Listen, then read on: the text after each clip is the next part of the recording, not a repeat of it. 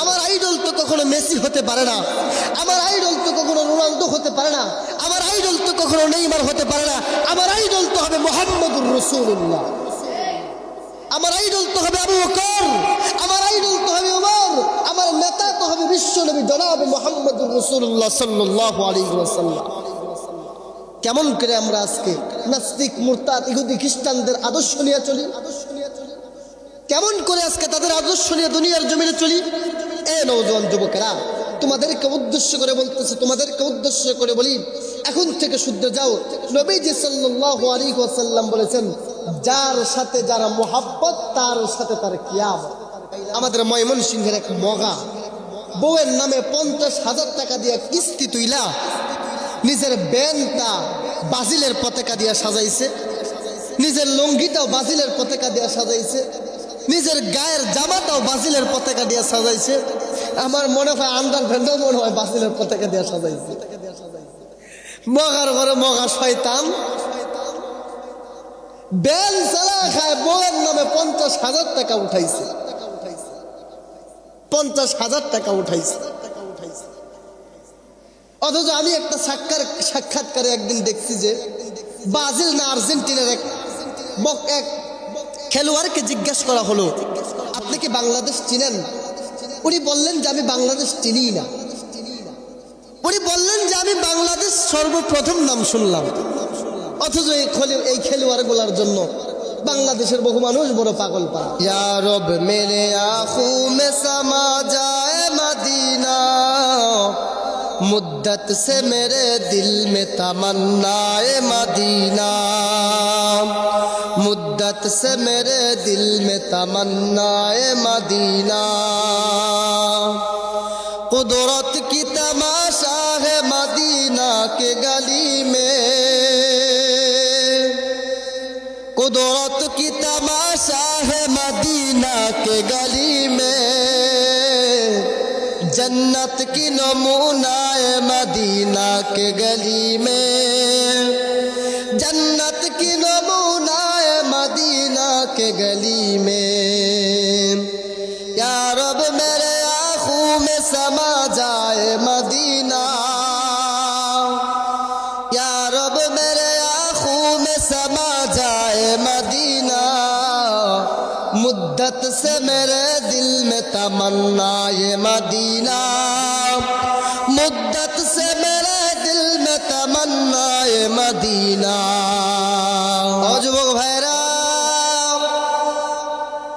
তুমি আমি এখন ভালোবাসার পিছনে ঘুরে বেড়াই। যুবক, তোমার আমার ভালোবাসা দুনিয়ার ভালোবাসা রে। তুমি আমি ভালোবাসি, সাহাবায়ে কেরাম নবীজিকে ভালোবাসতো। তুমি আমি নিজের আইডল বানাই, নিজের মনটারে আইডল বানাই। কার আইডল? নিজের বানাইয়া ফেলাই। যুবক, তুমি আমি কার আদর্শ নিয়ে চলি গো? তোমার আমার আদর্শ সাহাবায়ে কেরামের আদর্শ, তোমার আমার ঈমান সাহাবায়ে কেরামের ঈমান, সাহাবায়ে কেরামের ঈমান, সাহাবায়ে কেরামের ঈমান। নবীজির বিশিষ্ট সাহাবী খলিফাতুল মুসলিমিন আমিরুল মুমিনিন হযরত ওমর ফারুক রাদিয়াল্লাহু তাআলা আনহুর জামানার একটি ঘটনা। ওমর ফারুক রাদিয়াল্লাহু তাআলা আনহু অর্ধ পৃথিবী শাসন করেছেন, অর্ধ পৃথিবীর খলিফা ছিলেন ওমর রাদিয়াল্লাহু তাআলা আনহু। আল্লাহর নবী বিশ্ব নবী জনাবে মুহাম্মদ রাসূলুল্লাহ জবান খুলে পড়েন সাল্লাল্লাহু আলাইহি ওয়াসাল্লাম, সাল্লাল্লাহু আলাইহি ওয়াসাল্লাম। বিশ্ব নবী দুনিয়ার জমিনে জান্নাতে টিকিট প্রাপ্ত 10 জন সাহাবীদের মধ্যে অন্যতম একটা সাহাবীর নাম হলো ওমর ফারুক রাদিয়াল্লাহু তাআলা আনহু। ওমর ফারুক রাদিয়াল্লাহু তাআলা আনহু মজমার ভিতরে বসা এই মুহূর্তের ভিতরে ওমর রাদিয়াল্লাহু তাআলা আনহু সমস্ত সাহাবীদেরকে তলকিন করলেন, সমস্ত সাহাবীদেরকে চিঠি পাঠায় দিলেন, সাহাবীরা রে সবাই আমি ওমরের নিকট আসো, তোমাদেরকে নিয়ে একটু পরামর্শ করব, তোমাদেরকে দেখব। ওমর রাদিয়াল্লাহু তাআলা আনহুর এই চিঠিটা চলে গেল নবীজির সাহাবী হযরত খাব্বাব রাদিয়াল্লাহু তাআলা আনহুর কাছে। এ ভাই, ঈমানের জন্য, ইসলামের জন্য নবীজির সাহাবী হযরত খাব্বাব রাদিয়াল্লাহু তাআলা আনহুর কেমন কষ্ট, কেমন দীপ্ত ঈমান, কেমন কষ্ট, কেমন কষ্ট, কেমন কষ্ট। আল্লাহ তাআলা এমনিতেই বলে নাই কামা আমিনু আমানান নাস, ঈমান আনো, ঈমান আনো, ঈমান আনো, ঈমান আনো, আমার সাহাবীদের মতো ঈমান আনো, আমার সাহাবীদের মতো ঈমান আনো, ঈমান আনো। ভাইরা আমার, ওমর রাদিয়াল্লাহু তাআলা আনহুর মজমার ভিতরে হযরত খাব্বাব নিজেও যখন উপস্থিত হয়ে গেলেন, খলিফাতুল মুসলিমিন আমিরুল মুমিনিন হযরত ওমর ফারুক রাদিয়াল্লাহু তাআলা আনহু একে একে সমস্ত সাহাবীদের কথা শুনতেছেন, সমস্ত সাহাবীদেরকে দেখতেছেন। ওমর রাদিয়াল্লাহু তাআলা আনহু এক পর্যায়ে খাব্বাব রাদিয়াল্লাহু তাআলা আনহুর দিকে যখন নজরটা চলে গেল, গো বাবা, ওমর রাদিয়াল্লাহু তাআলা আনহু ডাক দিয়ে বলতেছেন, ভাই খাব্বাব, সমস্ত সাহাবীদের মধ্যে আপনি আমার কাছে এসেছেন। ও ভাই খাব্বাব, আপনি একটু দাঁড়ায় যান, আপনার সাথে একটু কথা বলবো, আপনার সাথে একটু কথা বলতে চাই। জান্নাতের 10 জন টিকিট প্রাপ্ত সাহাবীদের মধ্যে অন্যতম সাহাবীর নাম হলো আমিরুল মুমিনিন হযরত ওমর রাদিয়াল্লাহু তাআলা আনহু। জান্নাতে গ্রাম দুনিয়াতে পাইতেন, যারা জান্নাতি হবে তাদের মেশকে আম্বরের গ্রাম ওমর রাদিয়াল্লাহু তাআলা আনহু তাদের শরীর থেকে পাইতেন। হযরত ওমর ফারুক রাদিয়াল্লাহু তাআলা আনহু নজর করে দেখেন, নবীজির সাহাবী হযরত খাব্বাব রাদিয়াল্লাহু তাআলা আনহুর শরীর থেকে কেমন জানি একটা গ্রাণ আসতেছে, গ্রাণ আসতেছে, গ্রাণ আসতেছে। ডাক দেয়া বলে, ভাই খাব্বাব, আপনি একটু দাঁড়ায় যান, সমস্ত সাহাবীদের মধ্যে আপনাকে একটু কষ্ট করতে চাই। খাব্বাব রাদিয়াল্লাহু তাআলা আনহু ডাক দেয়া কই, ওমর ভাই, কি বলবেন একটু বলেন, আমাকে বুঝায় বলেন। ওমর রাদিয়াল্লাহু তাআলা আনহু ডাক দেয়া কয়, খাব্বাব ভাই, আপনার জিহ্বাটা একটু বের করেন, আপনার জিহ্বাটা একটু দেখতে চাই। খাব্বাব রাদিয়াল্লাহু তাআলা আনহু জিহ্বাটা বের করলো। ওমর রাদিয়াল্লাহু তাআলা আনহু নজর করে দেখে খাব্বাবের জিহ্বার ভিতরে টিউমারের মতো বড় বড় বড় বড় দাগ। ওমর রাদিয়াল্লাহু তাআলা আনহু ডাক দিয়ে বলে, ভাই খাব্বাব, ও ভাই খাব্বাব, আপনার কবে টিউমার হলো? আপনি টিউমারে কবে আক্রান্ত হয়ে গেলেন? খাব্বাব রাদিয়াল্লাহু তাআলা আনহু ডাক দিয়ে কই, ওমর ভাই, মালিকের কসম করে বলতে পারি গো, আমার শরীরে একদিন কোনোদিন টিউমার হয় নাই, আমার শরীরের কোনো জায়গার ভিতরে এখনো পর্যন্ত টিউমার হয় নাই। ওমর রাদিয়াল্লাহু তাআলা আনহু ডাক দিয়ে কয়, খাব্বাব ভাই, অন্যান্য সাহাবীদের জিহ্বা আপনি দেখেন, আপনার জিহ্বাটা আপনি দেখেন, অন্যান্য সাহাবীদের জিহ্বাটা কত সুন্দর তেলমেলা, কত সুন্দর পরিষ্কার, কিন্তু আপনার জিহ্বাটা মাঝখানে জায়গায় জায়গায় টিউমারের মতো ফোলা। খাব্বাব রাদিয়াল্লাহু তাআলা আনহু ডাক দিয়ে বলে, খলিফাতুল মুসলিমিন আমিরুল মুমিনিন, আজাবারার আমির ওমর, এটা আমার টিউমার না, এটা হলো আমার ইমানের দীপ্ত, ইমানের দীপ্ত, ইমানের ঘটনা, ইমানের ঘটনা, ইমানের ঘটনা। ওমর লা ইলাহা ইল্লাল্লাহর আওয়াজ আমি যখন দিলের ভিতরে পড়লাম, লা ইলাহা ইল্লাল্লাহর কালেমার গলা মালা যখন আমি গলায় প্রবেশ করলাম, আমি কামার ছিলাম, কামারের কাজ করে আমার জীবিকা চালাইতাম। ওমর আমার মনিবের কানের ভিতরে খবর চলে গেল, খাব্বাব দুনিয়ার জমিনে ইসলাম ধর্ম গ্রহণ করেছে, খাব্বাব কালেমা পড়ে মুসলমান হয়ে গেছে। ওমর আমি যেন কালেমা ছেড়ে দিই, তারা আমাকে বলল আমি কালেমা ছাড়লাম না। আমি বললাম আমার কলিজা দিয়া দিব, কলিজা দিয়া দিব, তারপরেও লা ইলাহা ইল্লাল্লাহ আমি ছাড়বো না। ভাইরা আমার বন্ধুগণ, উমরে ফারুক রাদিয়াল্লাহু তাআলা আনহুর সামনে খাব্বাব রাদিয়াল্লাহু তাআলা আনহু বলতেছেন, কাফেরের আমার জিহ্বাটা টান দিয়া বের কইরা জ্বলন্ত কয়লার আগুন আমার জিহ্বার ভিতরে দিয়া দিছে। শুধু তাই না ওমর ভাই, আমার জামাটা উঁচু করে দেখেন আমার মেরুদণ্ডের হাড়গুলো দেখা যায়। ওমর রাদিয়াল্লাহু তাআলা আনহু ডাক দেয়া বলে, ভাই খাব্বাব তোমার শরীরে কবে কুষ্ঠরোগ হইল, তুমি কবে কুষ্ঠরোগে আক্রান্ত হইলা? খাব্বাব রাদিয়াল্লাহু তাআলা আনহু ডাক দেয়া কই, ওমর ভাই মালিকের কসম করে বলি আমার শরীরে কোনোদিন কুষ্ঠরোগ হয় নাই। ওমর ভাই কালেমার আওয়াজ করার কারণে আমার কাফেরেরা, মুশরিকেরা, বেদিনেরা জ্বলন্ত কয়লার উপরে আবার উলঙ্গ করিয়া শোয়া দিছে।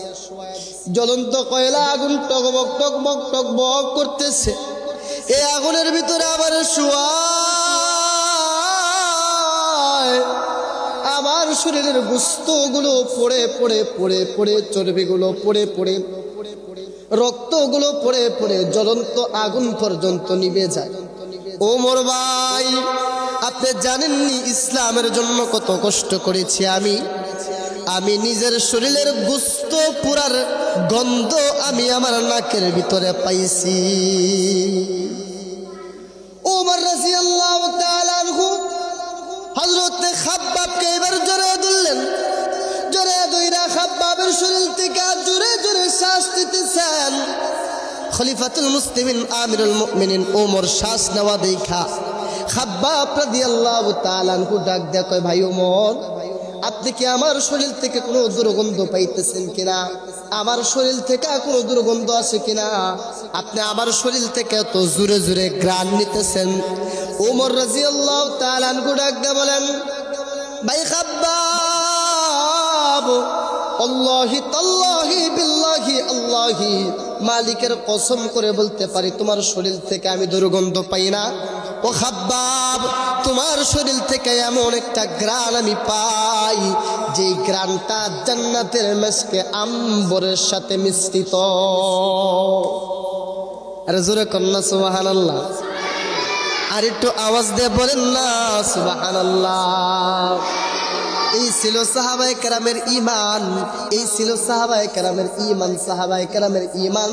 তারা ঈমানের উপর অটল অবিচল থেকেছে, কিন্তু বাতিলের কাছে ঈমানটারে বিক্রি করে নাই।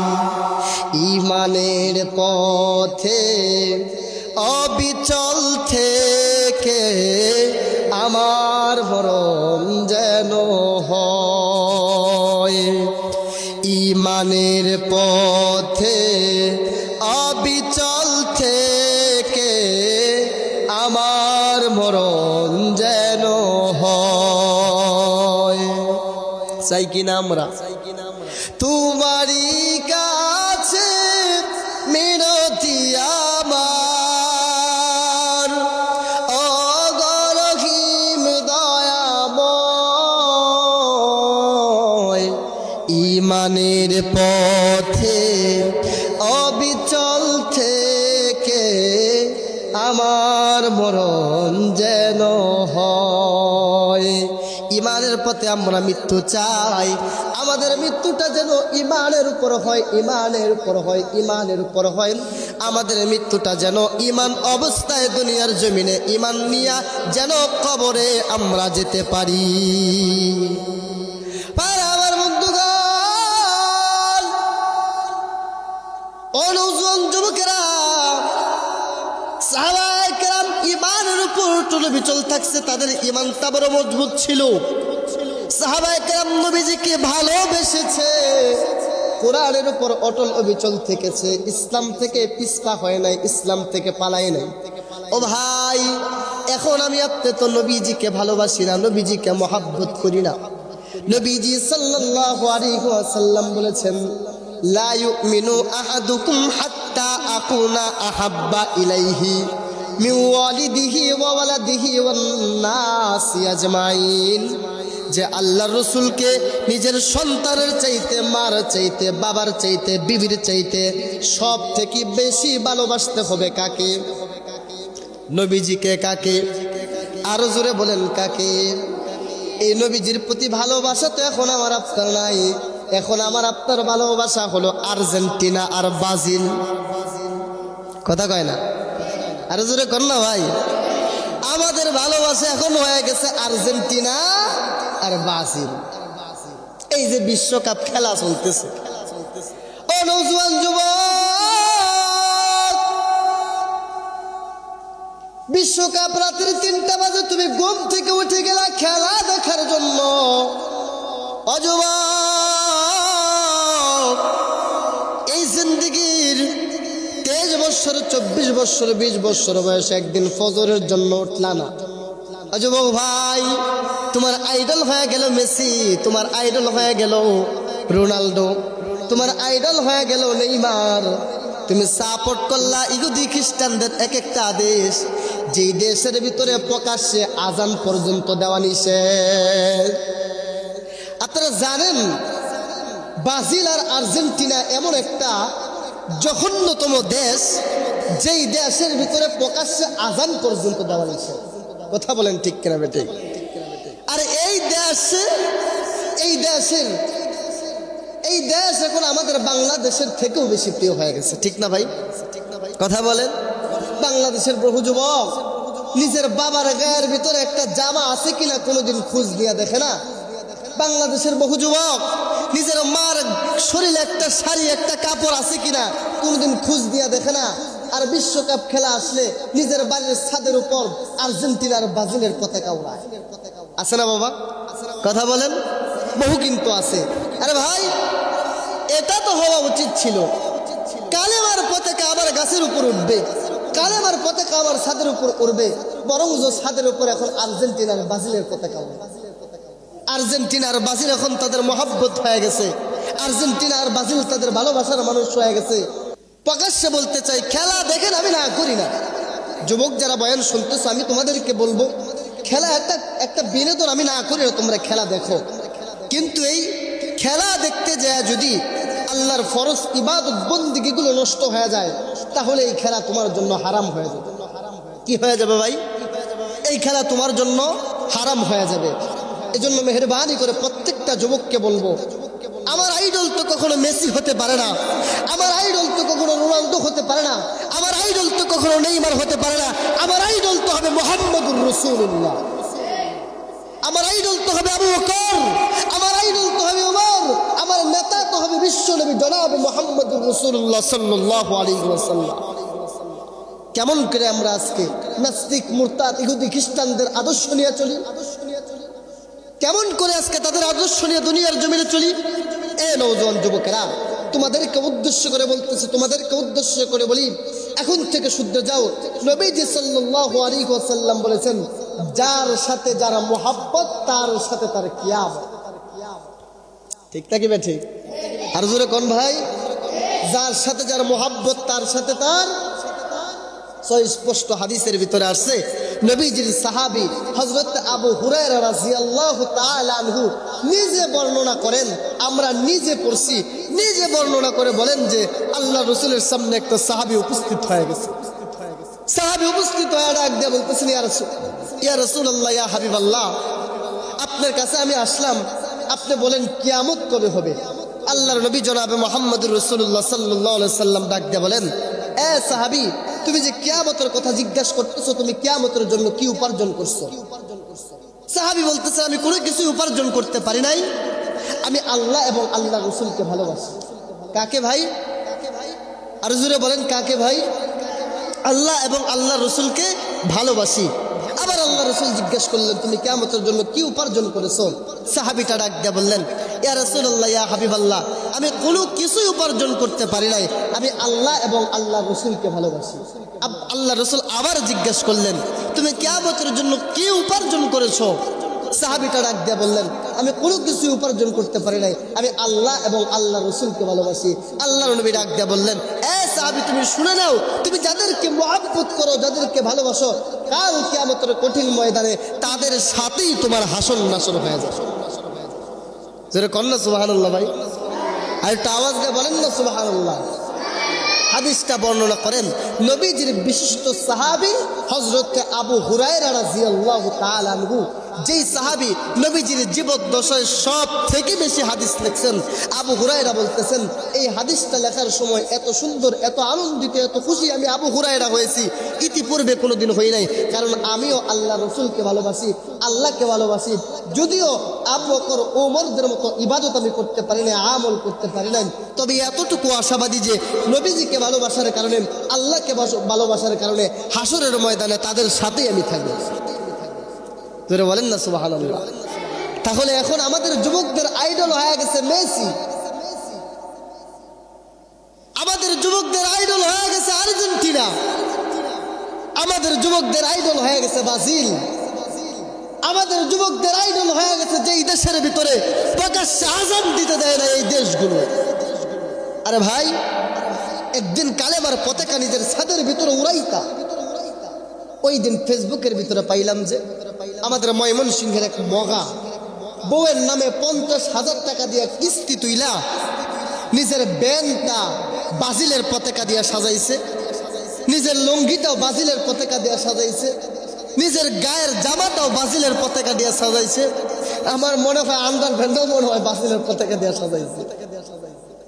মগার ঘরে মগা শয়তান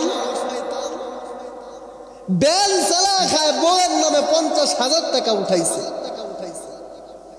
50,000 টাকা উঠাইছে। অথচ আমি একটা সাক্ষাৎকারে একদিন দেখছি যে ব্রাজিল না আর্জেন্টিনার এক খেলোয়াড়কে জিজ্ঞেস করা হলো, আপনি কি বাংলাদেশ চিনেন? উনি বললেন যে আমি বাংলাদেশ চিনি না। উনি বললেন যে আমি বাংলাদেশ সর্বপ্রথম নাম শুনলাম। অথচ এই খেলোয়াড়গুলোর জন্য বাংলাদেশের বহু মানুষ বড় পাগল পারা। ওই দিন ফেসবুক খুলে পাইলাম এক নওজোয়ান ছোট বাচ্চা ব্রাজিলের পতাকা গাছে বাঁধতে যায় কারেন্টে ধরে মারা গেছে। বগুড়ার এক ঘটনা, এক শয়তান জমি বিক্রি কইরা 7 কিলোমিটার রাস্তা আর্জেন্টিনার পতাকা উড়াইছে। জমি বিক্রি কইরা 7 কিলোমিটার রাস্তা পতাকা উড়াইছে। ও যুবক, তোমরা আমাকে ঘৃণা করবা, তোমরা আমাকে ভালোবাসবা না। এই বয়ান করার পরে, বয়ান শোনার পরে আমার দিলের ভিতরে একটু পরিমাণের আক্ষেপ লাগবে না, আমার দিলের ভিতরে একটু পরিমাণের ঘৃণা লাগবে না, আমার দিলের ভিতরে একটু পরিমাণের কষ্ট লাগবে না। কষ্ট তখন লাগবে যখন দেখবো তোমরা যুবক বয়সে গুমরাহের পথে চলে যাইতেছে। হাসন নাসন মেসির সাথেই হবে। শুইনা রাখো যুবকেরা, হাসন নাসন তোমার রোনালদোর সাথেই হবে। হাসরের ময়দানে যখন দেখবা যে মেসি পাশে বসে রয়েছে, তুমি বলবা মেসি নাকি এটা? আপনারা কত অনলাইনে দেখছি, কিন্তু অফলাইনে কোনোদিন দেখার সুযোগ হয় নাই। আজকে তো আপনার অফলাইনেও দেখতেছি, অনলাইনেও দেখতেছি। হাসরের ময়দানে বলবেন যে একটা ছবি তুলে আসো, আল্লাহ তাআলা হাসন নাসরটা তাদের সাথেই করায় দেবে। এজন্য প্রতিটা যুবককে আমি মেহেরবানি করে বলবো, যদি পারো তোমার পা দুইটা আমার সামনে আগায় দাও, তোমার পা ধরে বলবো তোমাদের আইডল মুহাম্মদ ছাড়া কেউ হতে পারে না। তোমাদের আইডল লা ইলাহা ইল্লাল্লাহর পতাকা ছাড়া কোনো দেশের পতাকা হতে পারে না। কথা বলো ঠিক কিনা? খেলা দেখেন, আমি খেলা দেখতে মানা করি না, খেলা একটা বিনোদন। আপনি দেখেন, দরকার পরে আপনি গলার ভিতরে টিভি ঝুলায় তারপরে দেখেন, টিভি লয়ে শুয়ে থাকেন, তারপরে আমার কোনো বাধা নাই। কিন্তু আমি বলবো এমন কাউকে নিজের আইডল বানাবেন না যেটা নাস্তিক, যেটা মুরতাদ, যেটা ইহুদি, যেটা খ্রিস্টান। কথা বলেন ঠিক কিনা? প্রতিটা যুবককে বলবো, যৌবন বয়সের দাম আল্লাহর কাছে বহু প্রিয়। যৌবন বয়সের প্রত্যেকটা সেকেন্ড আল্লাহর কাছে বহু দামি। এজন্য আমি প্রত্যেকটা যুবককে বলতে চাই, বিশ্বকাপ আমাদের আইডল হতে পারে না, মেসি আমাদের আইডল হতে পারে না, আর্জেন্টিনা আমাদের আইডল হতে পারে না, ব্রাজিল আমাদের আইডল হতে পারে না। আমাদের আইডল হবে মুহাম্মাদুর রাসূলুল্লাহ সাল্লাল্লাহু আলাইহি ওয়াসাল্লাম। আল্লাহ তাআলা আমাদের প্রত্যেককেই বুঝার এবং আমল করার তৌফিক দান করুক। সকলে বলেন আমিন।